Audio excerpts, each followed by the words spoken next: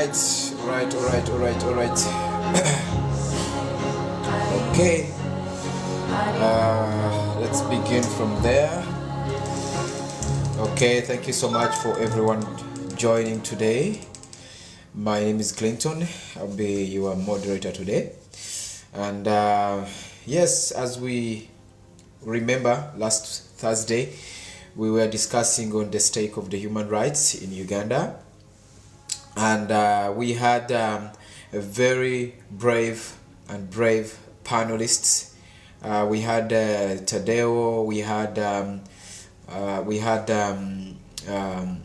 Wisdom Kaye, Gideon, and we were definitely recapping and looking at what is the status of the human rights. We looked at the issues of the 28 political prisoners that were brought in a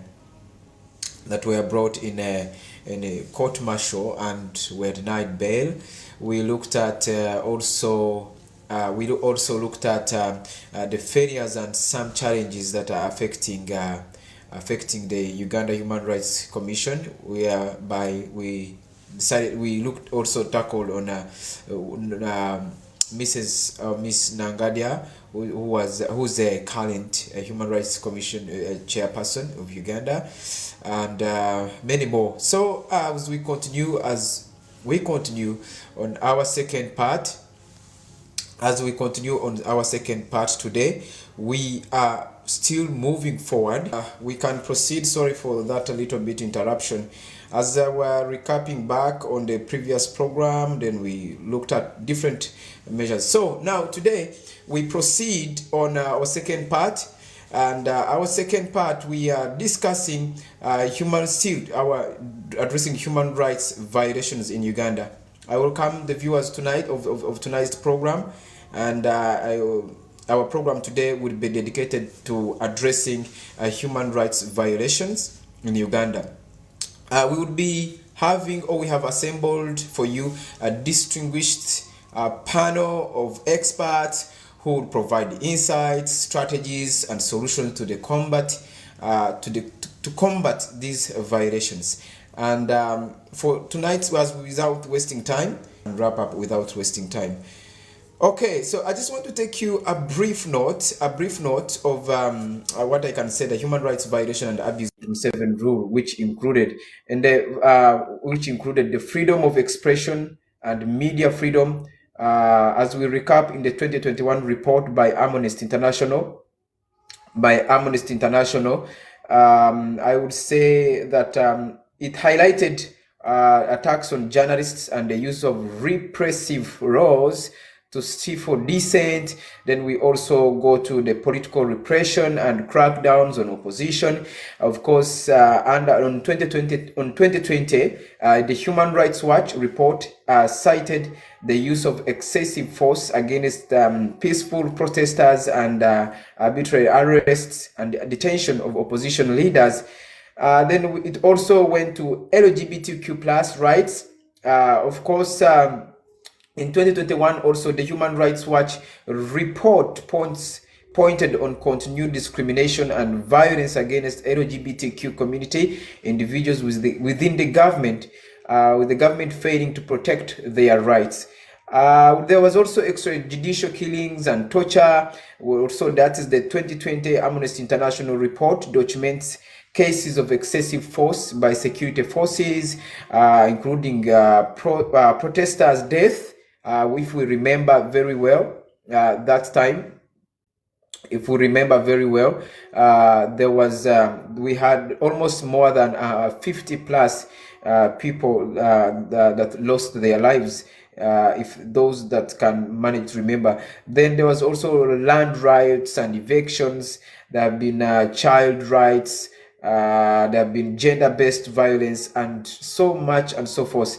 So, but despite some progress, I don't think there's some progress, but despite some progress, Uganda human rights record remains concerning international human rights organization.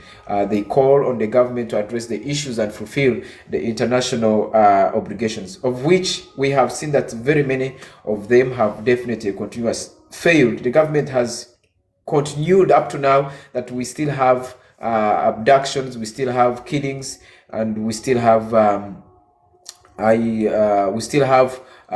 kidnaps and more. As we continue waiting for our panelist, she's called Mwebaze Lydia.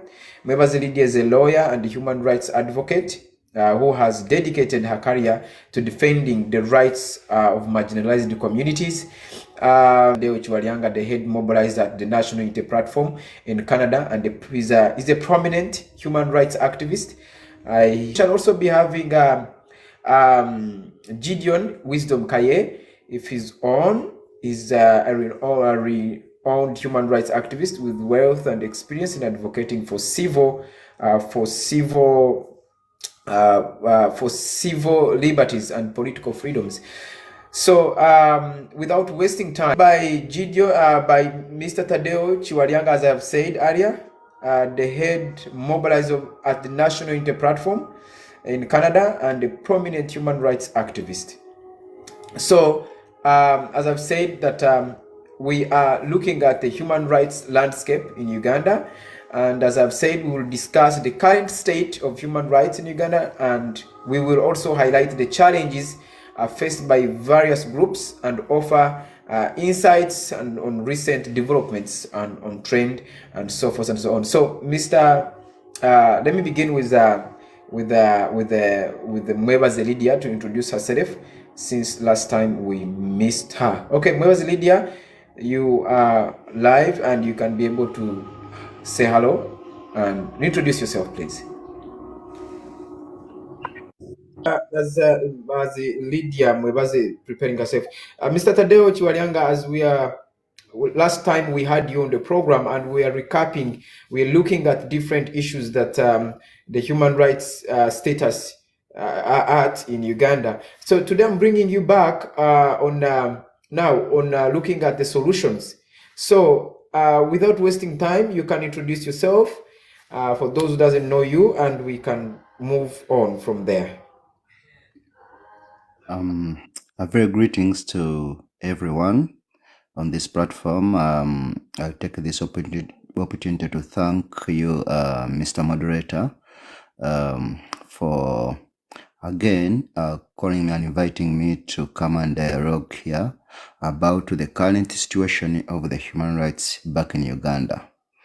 I'm privileged to be with the audience here, and I'm really sure that whatever we're going to discuss, whatever we're going to talk about here, will lead to a betterment of Uganda. So let me give an insight of the current status of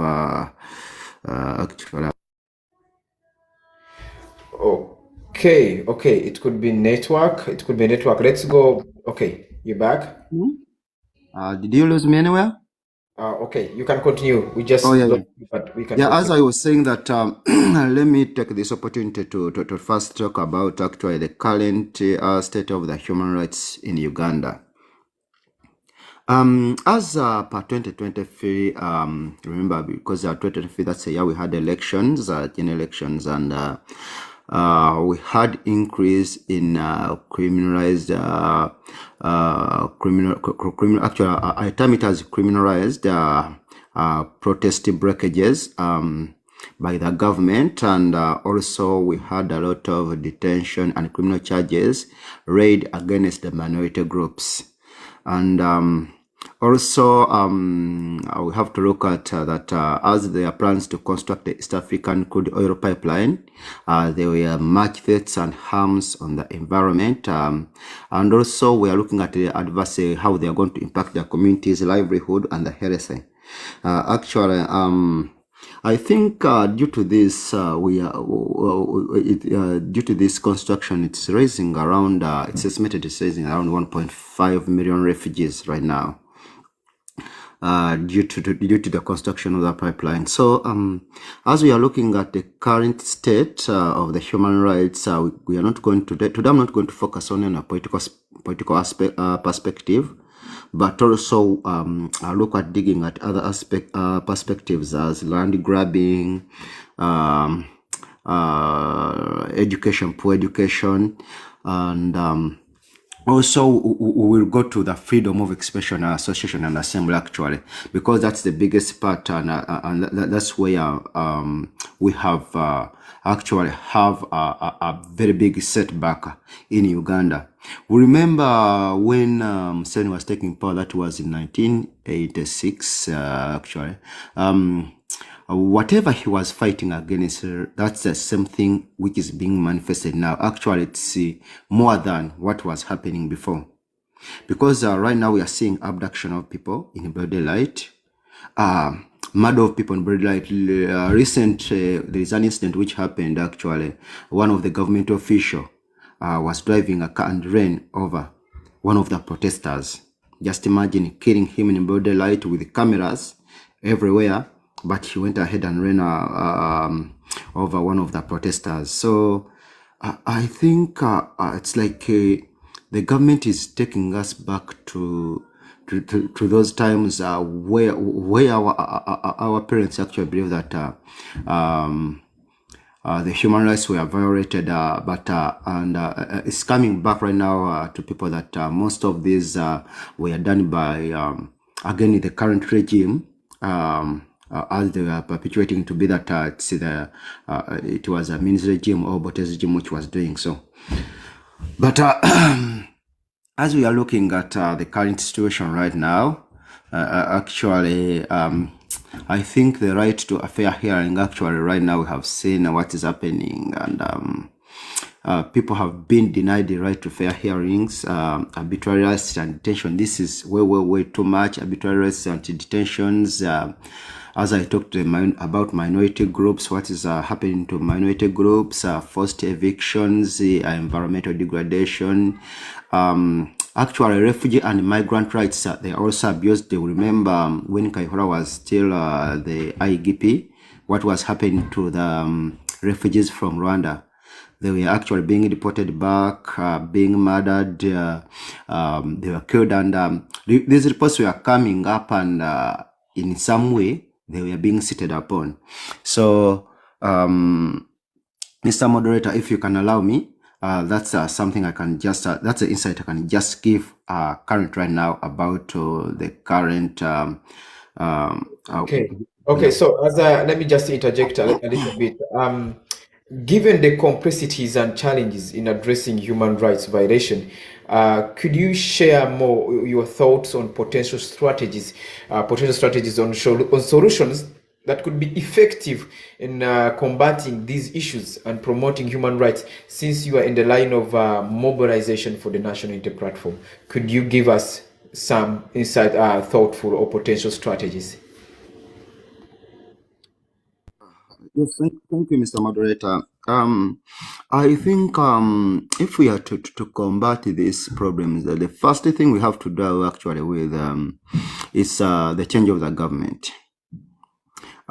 Most of this is caused by the current regime per se, and if Sorry for interjection. Just give us a moment. The audience should, we would like to welcome to Gideon Akai Wisdom, is a renowned human rights activist with a wealth of experience in advocating for civil liberties and political freedoms. Mr. Kai Wisdom, you're welcome. We have been waiting for you. So, as Mr. Tadeo, you proceed with uh, the question that pressed before you, trying to enlighten more and what could be the strategies in solving these challenges. And you can go on, please. yes, I also welcome Mr. Kaya Wisdom. Thank you for joining us. As I was saying, Mr. Moderator, the first thing actually, I think the first solution could have been the change of the government, change of power. So that actually we can have people who can respect human rights.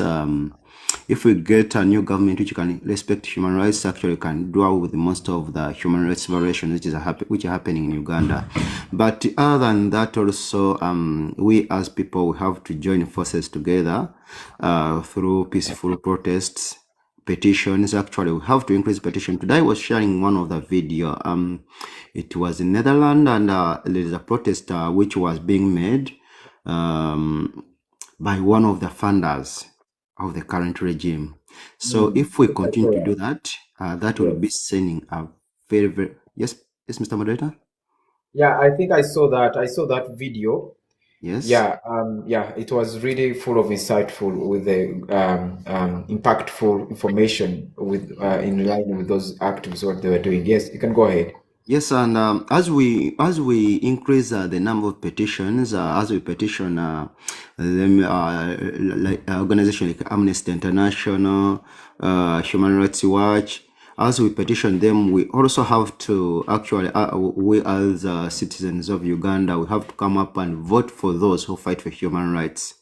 Um, we have a challenge in Uganda that in most cases, if we go to elections, there are a lot of gifts which are being given out, or like right now the current state of the country that just even getting 1,000 Ugandan shilling, that's around 0.0, that's around 30 cents in dollars.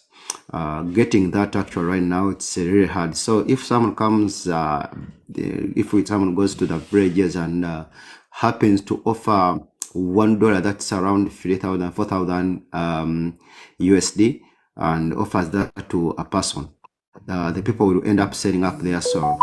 But if we come up and we say, okay, we as Ugandans, let's vote for the people who fight for human rights, actually we shall do away with most of those human rights abuses.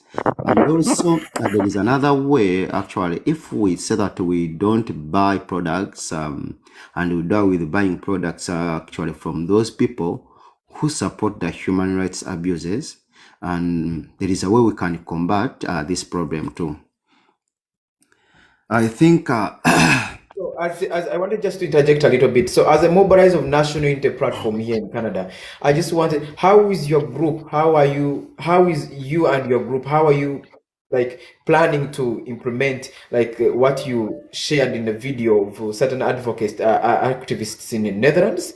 Was it Netherlands? yes, Yes. probably not. So, Yeah. how are you planning to make sure that the voices, because we understand that almost 3,500 Ugandans who have fled the country because of fear of persecution and other allegations, they don't vote, right?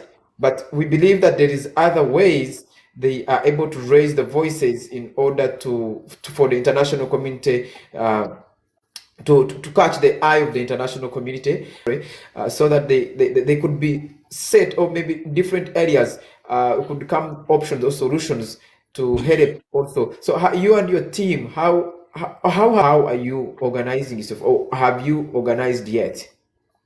Uh, Thank you, Mr. Moderator. That's a very good question, actually. We as NUP Canada chapter, we have a lot cooking. First of all, we are trying to increase awareness to all our colleague members who are here in Canada, and also that's why we will be holding a meeting on second. Yeah, it will be on 2nd March 2024, and this is to increase awareness. So as we increase awareness, actually we are planning that we have we will be traveling to Ottawa.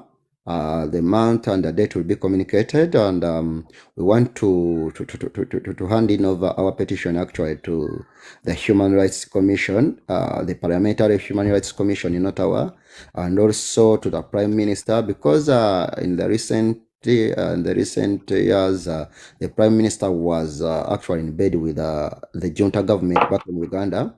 We raised our complaints to them, and that stopped. But also, we need to raise more complaints to them, so that even the military support they are giving to Uganda is stopped.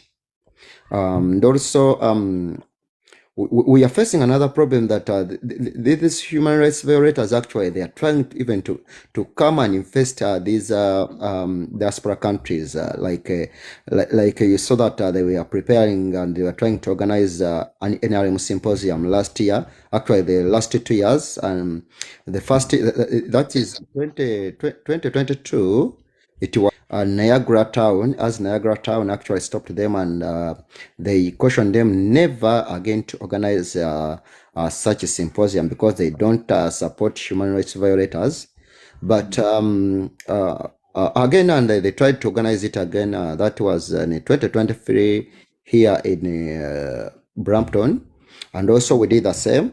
And also the message was loud and clear. So this year they tried to get to secure a place here in Toronto, but lucky enough, the Toronto City had warned most of the hotels not to engage with any NRM person. So And that means that in Canada there is no more NRM international conferences arranged or No, arranged, right? actually, I'm coming to that. But so here in Toronto, in GTA, as we call it, actually the business town for Canada, actually they are not allowed anymore to organize any conference. And also our leisure city, that is Niagara, they are not allowed there. So this time they opted to go to Ottawa. We gather news. They are trying they're trying as much as possible to hide the information out from us. But lucky enough, we get the information, and this time around, they wanted to go to Ottawa. So as they are going to Ottawa, we are going to do the same thing, and we are going to stop them from organizing that conference in Ottawa.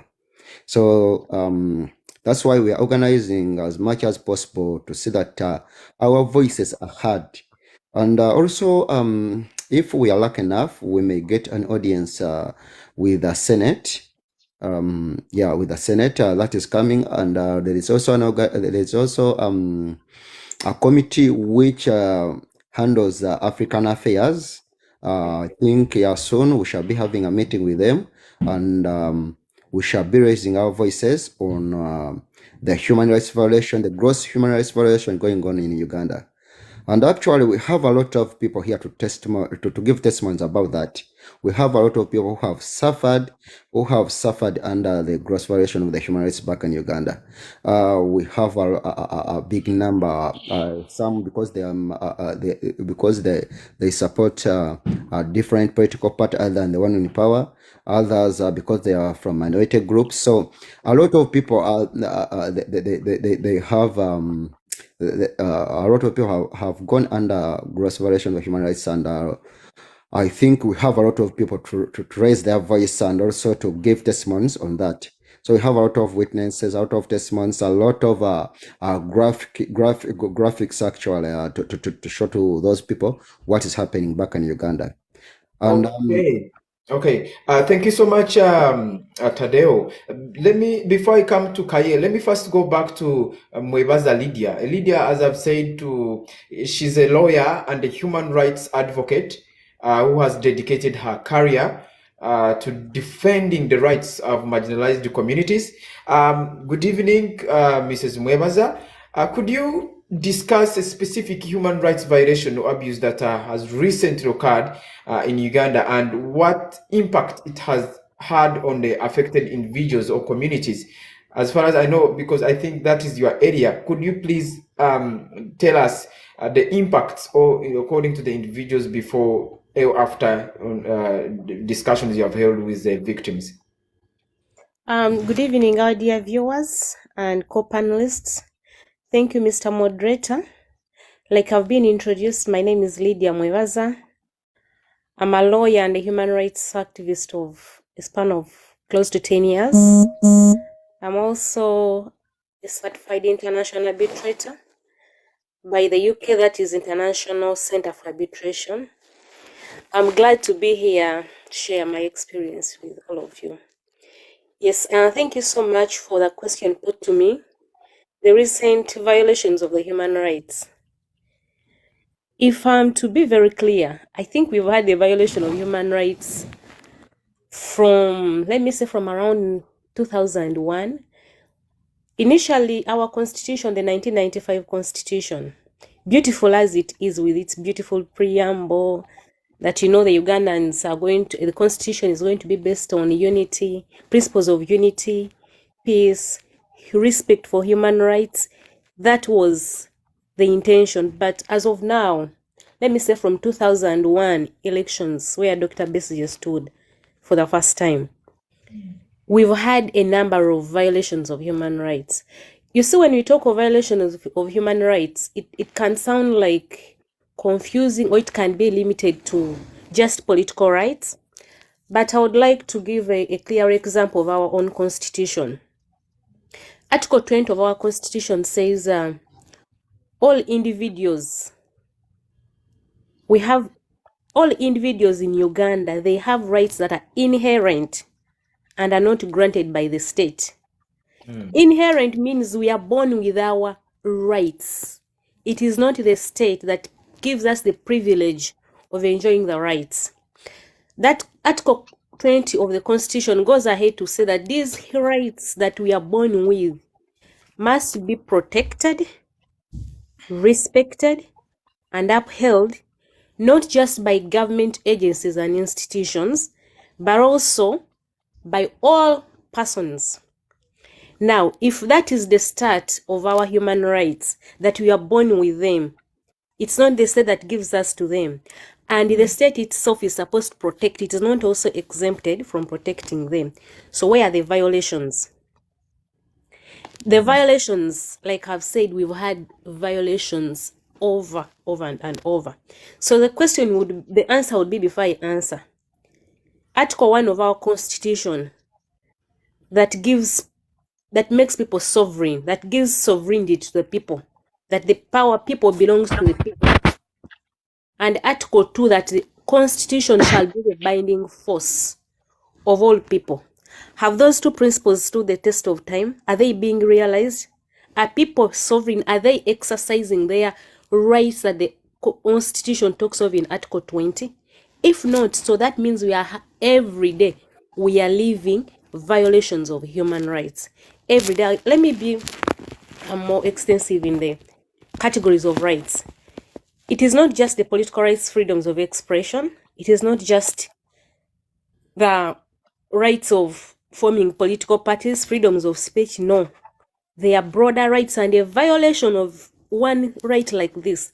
Let me say, the Constitution gives the state the power, to provide healthy care to individuals. If a violation of that very right is violated, if there is a violation of the right to health care, there are so many other violations that are happening. I'll give the example of Mulago. If we are seeing the situation in Mulago, it is so worrying. It is not just the denying of the health care system to Ugandans, but we are killing Ugandans innocently. The government is killing Ugandans innocently by denying them the vital health care they need. They are denying Ugandans the right to life, the right to family, everything that a healthy person would have done, because they're denying it by killing the health system that is supposed to help the people. There is a violation of rights. Let's speak of the most commonest one, the freedom of expression and speech.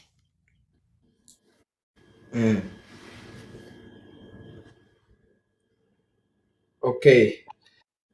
Are you still there? I hope you're still on. As I think Mr. KA, you can interject, as maybe she's experiencing network issues. Thank you, Mr. KA. Wisdom. As I've said, is renowned human rights activist with a wealth of experience in advocating for civil liberties and political freedoms. And we had... Okay, she's back. Okay, you can proceed. She's back. She's back. Yes. Oh, I had gone off. Yes. You had freezed, and we are enjoying what you are saying. Sorry. Yes. Oh God. All right. Okay. So Definitely, we do not have what is called human rights in Uganda. Now, can you? No. Can you please cancel? Because you freezed when you started to talk about the violation. I think because you gave an example of Murago, the right to health care. Then when you started talking about the violation of freedom of speech, then you freeze.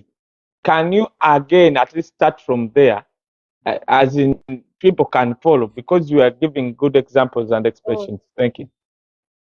I'm sorry. I was just saying that the definition of human rights is broad.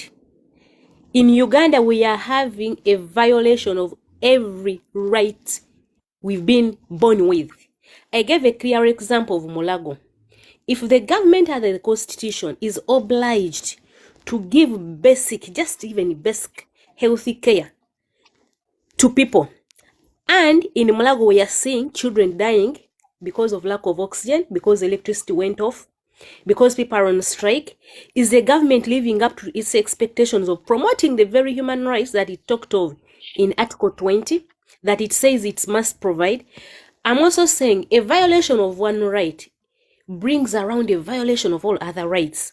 If you deny people of their right to expression, this is when you're going to start violating their right to assembly, violating their right to bail, violating their right to stay with their families. Because if you start tear gassing people because they're expressing themselves, they are going to end up in prisons.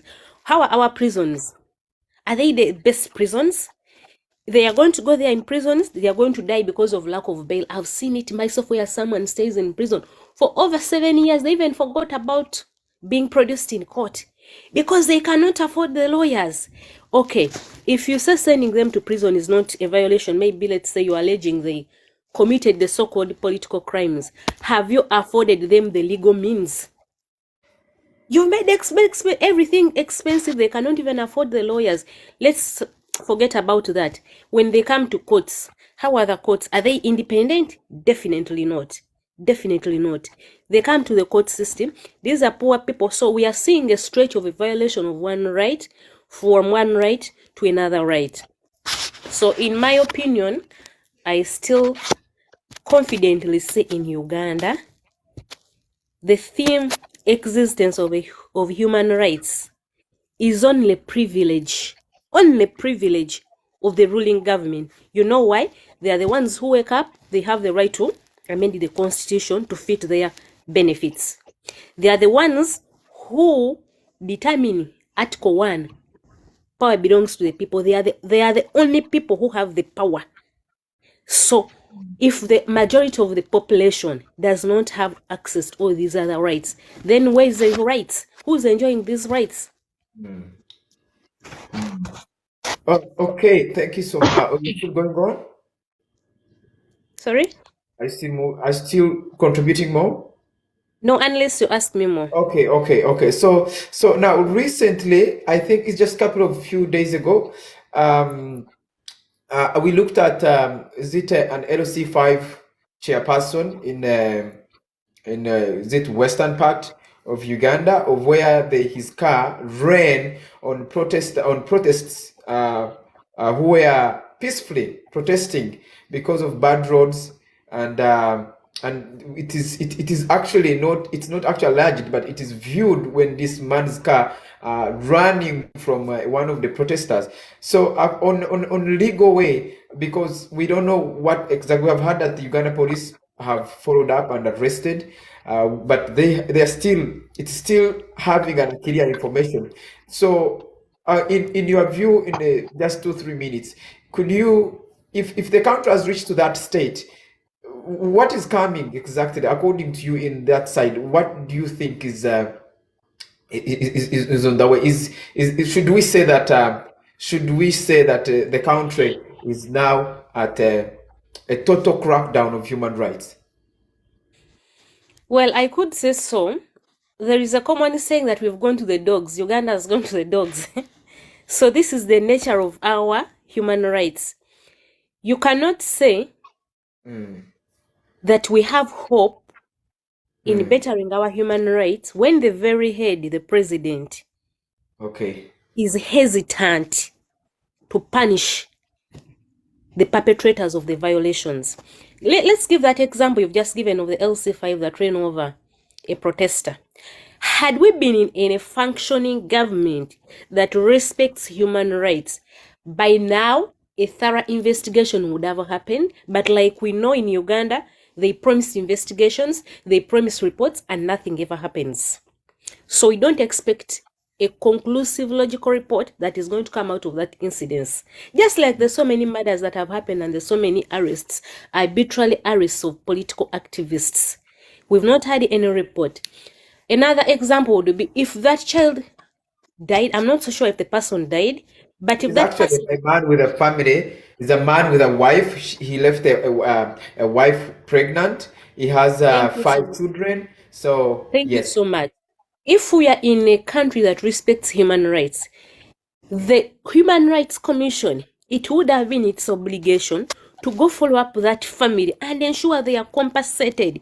But how many families have you seen being compensated? Because How when I many? looked at the speaker of Uganda Parliament today, she spoke about the family, and it was like a brainstorming story on how will the Parliament manage to handle. It was like a brainstorming. So it looked like they never had any mechanism being set to help the Mr. family. Mr. Moderator, we do not have functioning institutions. Our institutions are lifeless.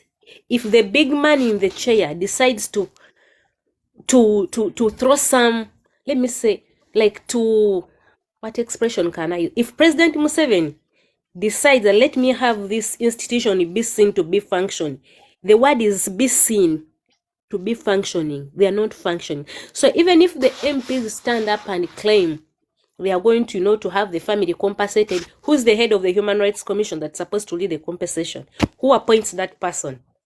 Who's going to?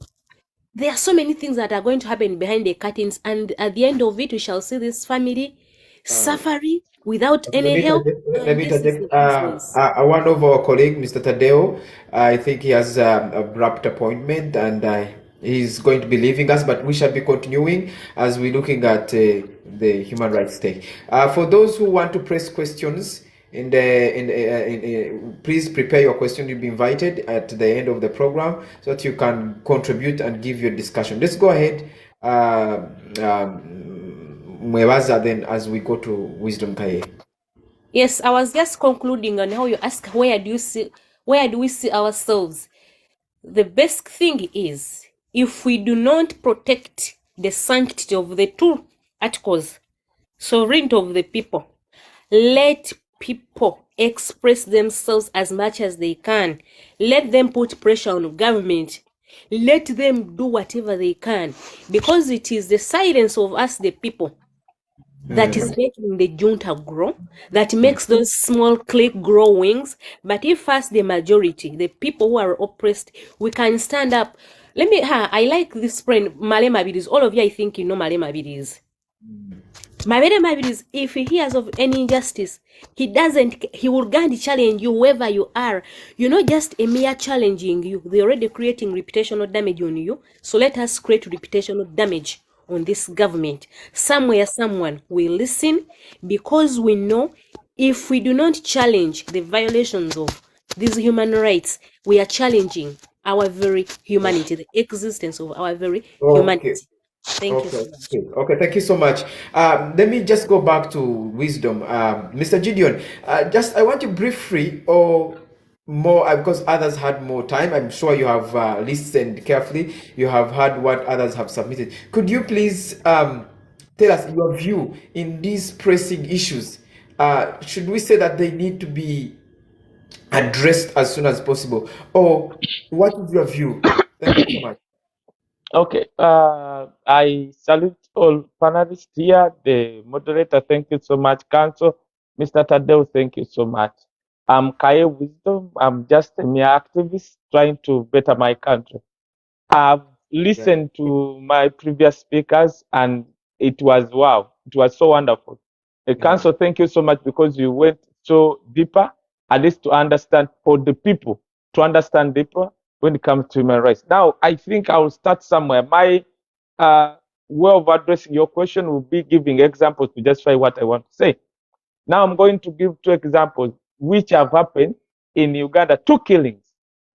One is the killing of the, I think do they call them the royal person in Uganda, Omutaka, who was killed, who was gunned down, and the killing of that man who you just talked about by the LOC5 chairperson. For the viewers who don't know the systems of Uganda, if we talk about the LOC5, we are talking about an LOC5 chairperson is a person who takes the whole district. The whole district is in charge of that person. Now it has happened. I think actually let me start from there. Uganda is divided into 4. We could say provinces. We can say northern Uganda, western Uganda, eastern, and central. Central, like that. I'm not going to talk about the southeastern, whatever, but northeastern, west, southern. Now, Museveni is said to be coming from the western Uganda, where I happen to come from, where my dad happened to come from. Now, for all the last 39 years, we do think, all people from other regions do think that nothing like violation of human rights can happen in the region called the Western Uganda, where Museveni comes from and his wife. Now, what happened in Kagadi? Kagadi is a district in Western Uganda where Museveni is coming from. A man and his fellow men had just only what they call them, papers written with the pens. They were protesting just a mere road. That road, when it rains, no work. It floods. They can't move to other cities. When it is not raining and sunshine, dust, of course, flu is the name of the day. Now, they were just doing a simple protest. They were not even, the number was not even in 100. They were just 19 or 15 men on the road. Okay. Now, this chairman, who is the head of that district of the Western Uganda, where Museveni, the president, the so-called president, the so-called first lady, his wife, comes from, where we don't expect the violation of human rights, where we think that those people, they have a privilege of enjoying each and everything from the ruling government. Because I want to give that example to justify what I want to say.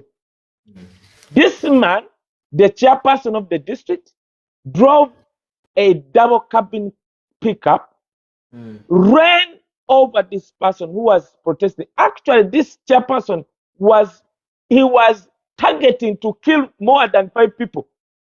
Had this other one didn't see the pickup coming, all of them could be dead right now. The chairperson, who is from the ruling government, ran over this man, who now we've just heard that he had a wife. The wife was pregnant, 5 children. The man died instantly.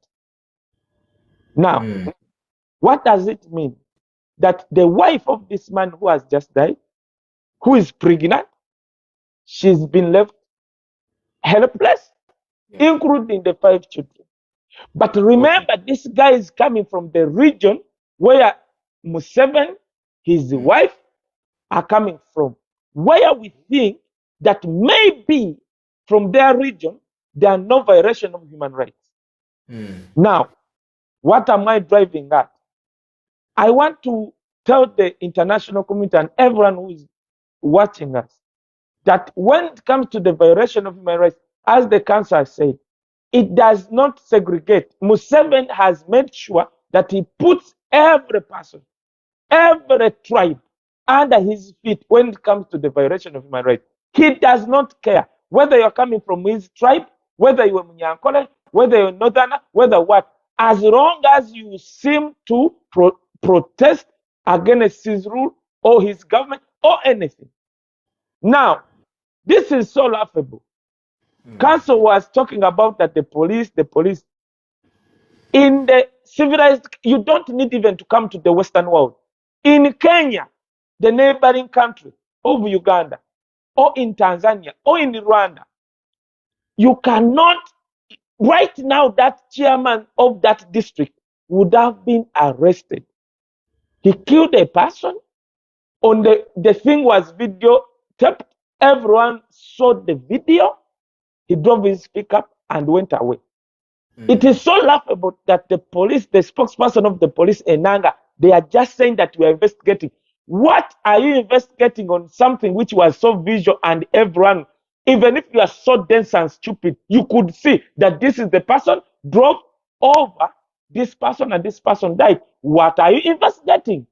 Now, all the institutions, the so-called institutions, the police, the army and everything, what I know, they fear to capture, to arrest this LC5 chairman. Why?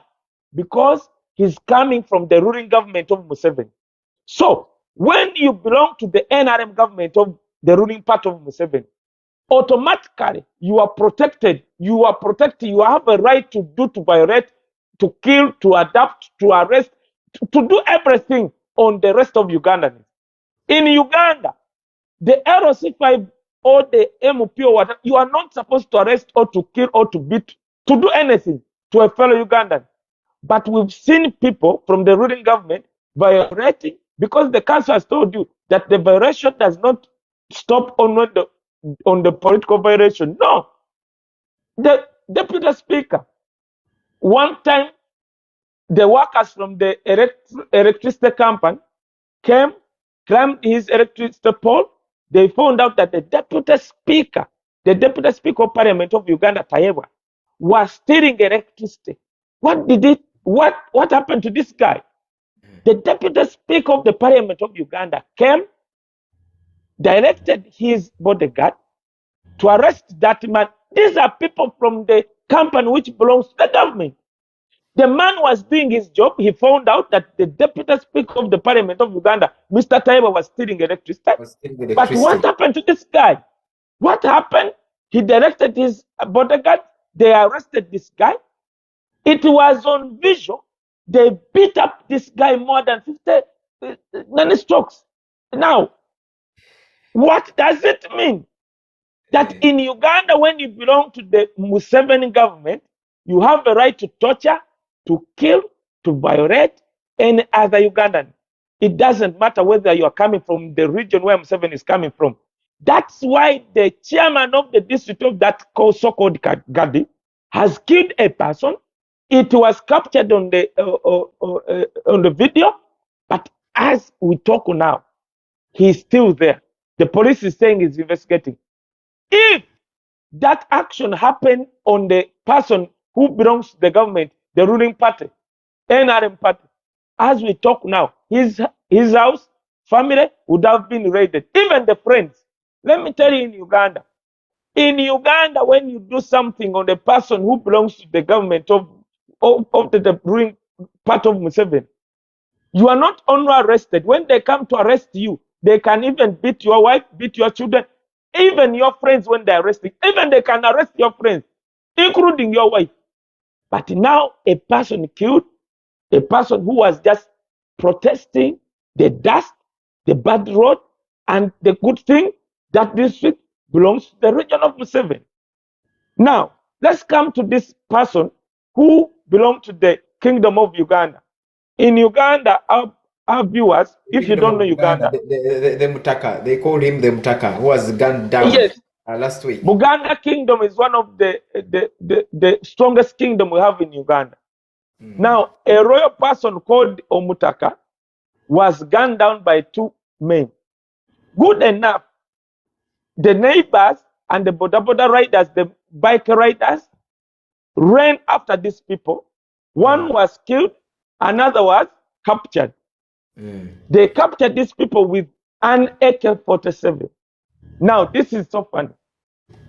One, they captured the guy with the gun. Look what police is saying. The police, the spokesperson of the police, the way he's addressing that issue, he's addressing the issue of mandas. They fear to talk because they know that 99.9% of the people who are killing Ugandans, they belong to the security organs of the ruling government of Museveni. So even the police, the way they are handling that issue, they fear because they know that they are the one who are killing Ugandans. There is no anyone, a local Ugandan, who can have a gun, who can decide to kill a person, other than the organs of the ruling government. There is viewers there in Uganda. There was a person called Zebra. Zebra, when you Google this person, he was a boxer, a very renowned boxer. He was gunned down. Security organ personnel came to his house. They tried to break in. This guy ran over them. Of course, he ran. They chased this guy. They killed this guy. One day, Museveni came on the international TV and he accepted. He said, "We are the one who gunned down Zebra." They killed the Zebra. But what is funny, after 3 days, they discovered, maybe Museveni discovered that what he said, it is a testimony for one day for him to be brought into court. What they did, they tried to cover it up. Museveni gave a policeman, personnel called Kafero, is I think Foster or something, came with a lot of, because I was there, to talk to the wife of this boxer Zebra, to try to plead with them, because they knew that what they did to kill this man was not right. Coming to the violation. In Uganda, this I'm appealing to our viewers and on international community, that in Uganda, this is not fiction. We are not talking about a movie. There is a director in Hollywood who saw a movie called Bob Wine, My President. He wrote on his X, the former Twitter, he said, how I wish everyone could watch this movie. Because this movie, Bob Wine, My President, is not a friction movie. Friction doesn't, it means that the director did not sit and tell the actors involved in this movie that act like this, have funny guns. These are things which happen in Uganda. And by the way, when you watch that movie, there are a lot of things which were pulled out of that movie, which were not captured, because of course, I think they didn't want to show a lot of blood or something. I'm appealing to the Human Rights Watch. I'm appealing to the international community that at least if you don't know what's happening in Uganda, go and watch a movie called Bob Wine, My President. That movie it has been nominated in Oscar Awards, which are going to happen next month, that is March. In Uganda, people are being killed. In Uganda, people are being tortured. In Uganda, human rights violation, as the council has explained, does not even stop on us who are activists or political activists, but it goes all the way to our health sector, education sector, corruption, and a lot of things. Human Rights Watch, we are appealing to you. We don't want 10 years to come to tell the international human rights people, international organs which were concerned on human rights, who saw the violation, the killings, the torture, which are happening right now in Uganda. We don't want to tell you after 10 years that, where were you when we were being killed? Right now, the host has told you that you check the people who have entered in Canada seeking for refugees. There are more than 30,000. Go to Dubai, go to England, go to any country. Ugandans are running. The international community are they are silent. Okay. I want to thank the mobilizer who said that the day will be communicated. When we go to Ottawa, I will be one of the people who will go, even if it means walking. Because at least if for us we are here in Canada, there are a lot of thousands and millions of Ugandans who they don't know whether they will live tomorrow. Okay, thank you so much, Wisdom Kaye, for your views. And as I've gone, I'm just shortly to the viewers. Please just note that we'll be inviting you to give out your views. Let me go to Lydia, our advocate and a lawyer. And we have been on 2020, the Amnesty International reported or documented cases of excessive force by security forces, which including some protesters' death. And of course, as we remember, in 2021, the protesters that died were more than 100. So then it was called extrajudicial killings and torture. So we have. I want to drive back to Kaye Wisdom's communication in regard to recent gunned down man known by who's a prominent man in the Buganda kingdom, a clan head, Bossa. Bossa, who was gunned down a few days ago. So as a lawyer, can you just highlight why these cases have been called in, and they are actually not, up to now there has never been a clear report of where these assassins, actually very well trained assassins, originate from. As a lawyer and a person who have been worked within that area, could you give us some views? What are you thinking? What is your what are your thoughts? One, why do you think that these reports and these culprits has never been arrested? In case they just arrest the normal civilians who have nothing to do with these cases. Thank you so much, Kaye, for your highlights. And yes, Mr. Moderator, about that question, I think the answer is very clear.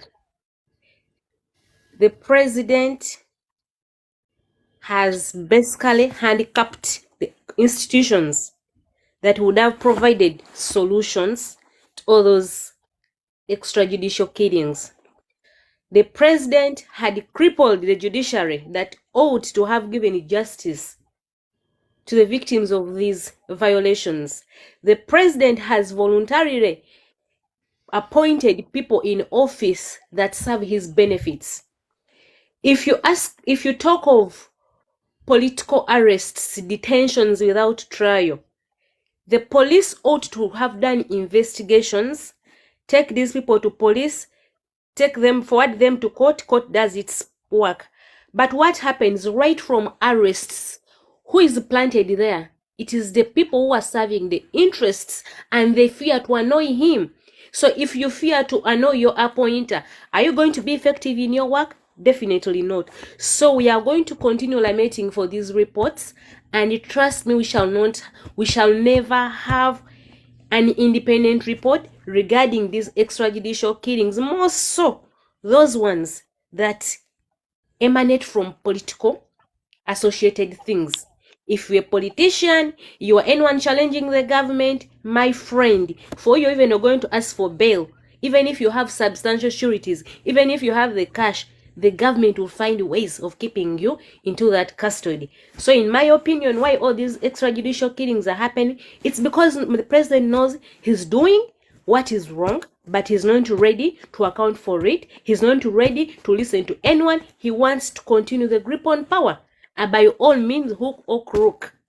So let me take you back. Let me take you back. In the last discussion we had here, we looked at the office of the Uganda Human Rights Commission under the chairperson Mrs. Wangadia. So why we believe that Uganda has the Uganda Human Rights Commission as a body which is supposed to be bring out these reports, but we have seen Wangadia denying that the government has no any participation in extrajudicial killings. And according to the reports, Wangadia says that the opposition leaders plant these individuals who comes out in media and claim that they have been tortured and they are actually abducted. What is your view? What is your view on legal perspective when it comes to the Uganda Human Rights Commission? Why have they failed?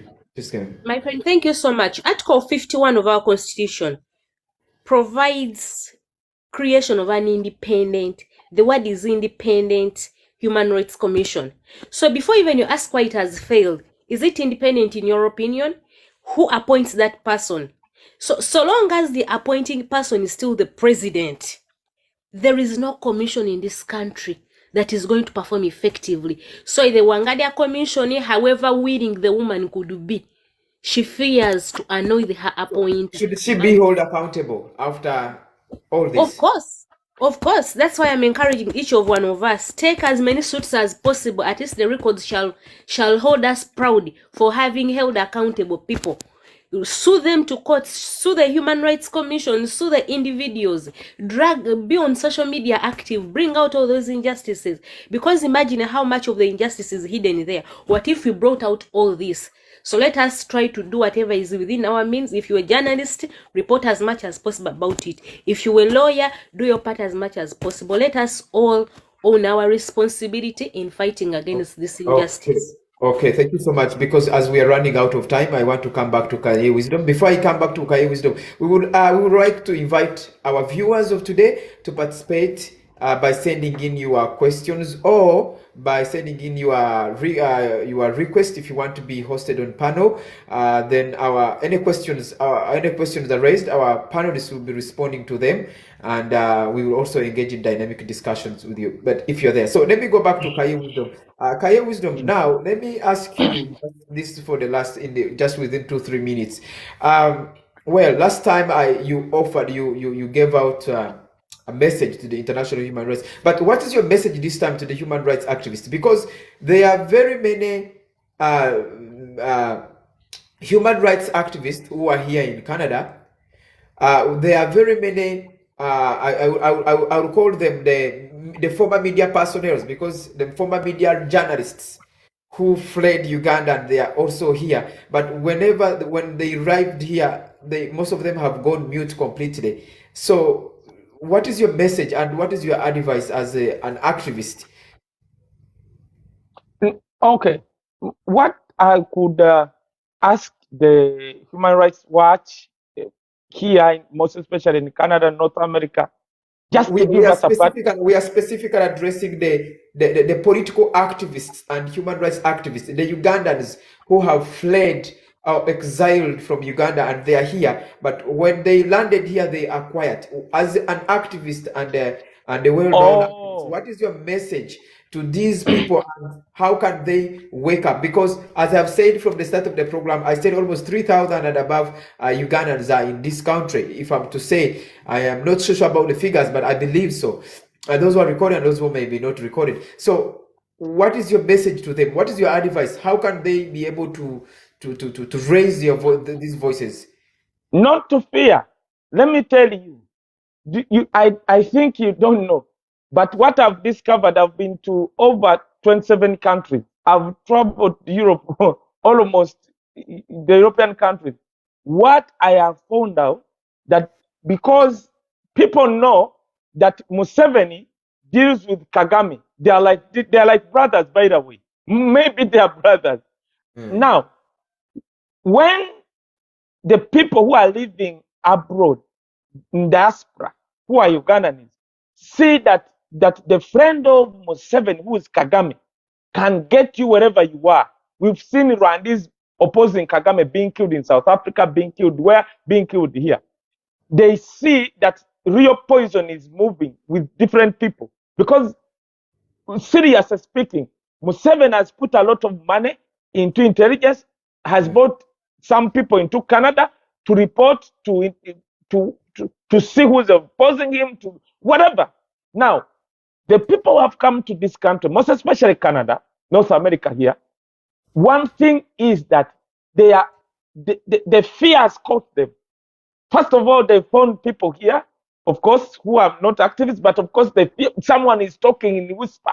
Please, wisdom, be careful. If Museveni is having his people here, blah blah. You have to be careful. Not because they don't want to talk, but because they fear.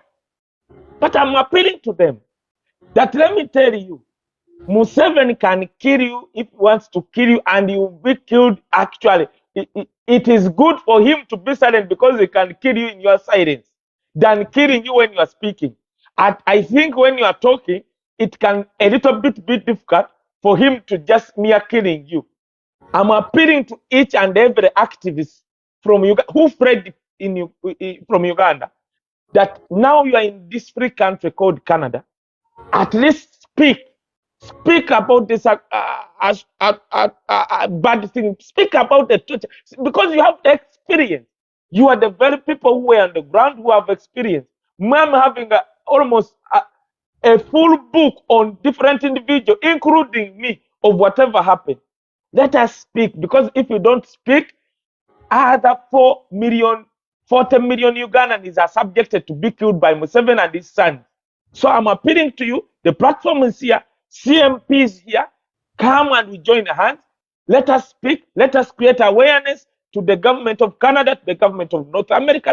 Let us create each and every platform, because your voice is a protection of the remaining 40 million Ugandans who are subject to be killed every day in Uganda. Okay, thank you so much. As your conclusion, thank you so much for your today. As I'm going to go back to our lawyer and advocate of today. And by the way, I think, can I say this? Yes, please, go ahead. Museveni one time was campaigning. I remember the council said about when he was campaigning against Besigye. Now, before Bob Wine came in to contest him, Museveni had a paper in his hands like this. This is what he said. Museveni said that a paper like this cannot take me out of power. Now, what does it mean? That only is a violation of human rights. He puts elections there to hoodwink the international community, to make you think that, oh, this is a guy, though he's a dictator, but at least he can put election in place. I want to tell the international community, in Uganda, Museveni has a right to appoint and to fire the chairman of electoral commission. Museveni has a right to appoint commissioners of electoral commission. The elections in Uganda, they are just sham. He puts their elections to hoodwink to get funds from Canada. This brings me to my conclusion on this point. Canadian government, please, every coin, every money you send to Uganda, it just helps Museveni to stick, to hold on to power, him and his son and his family. Not to help Ugandans. Even if you send money to help hospitals in Uganda, he has a right to divert that fund to fulfill what he wants. That's why he said, it is on record, he had a paper, he said, this paper cannot take me out of power. If you want that video, we shall present to the government of Canada, to whatever government, to whichever office of the human rights, which do need to have that video to be played to you. What we are saying, in Uganda, there is nothing like human rights. Even a creation of dynasty. Museveni wants to create, I've seen here people writing about it. He wants to create a dynasty, a kingdom. That's why he's so in love with, if someone who's an MP dies, at least he wants the son or a daughter of that MP to inherit that place, okay, to contest from that place where his mother or father has died. In that, to prepare his son to come and take over after him. We are not going to allow, we shall not going to allow, we are not going to keep quiet. Okay, thank you so much, Kaye. So I think I'll call it for today. Thank you so much, Mr. Kaye Wisdom. Thank you, our advocate and lawyer, for today. We hope to continue catching up next week. For the viewers that came late, please understand that our panel is strictly, we do not deny the opposition or the government, the current government, who have really denied Ugandans each and every kind of service and continued promoting their corruption. We do not deny them to come and give their views or their submission, but it should be short and questions, so that, and it should only strictly to 2 and 1 minute. So Kaye Wisdom, I want to appreciate your time and I thank you so much. I can also thank as Mwebaza Lydia. So today, as in our conclusion, we had Tadeo Chiwalianga, the head mobilizer at the National Unity Platform in Canada, and a prominent human rights activist who just went during the in the middle of the program.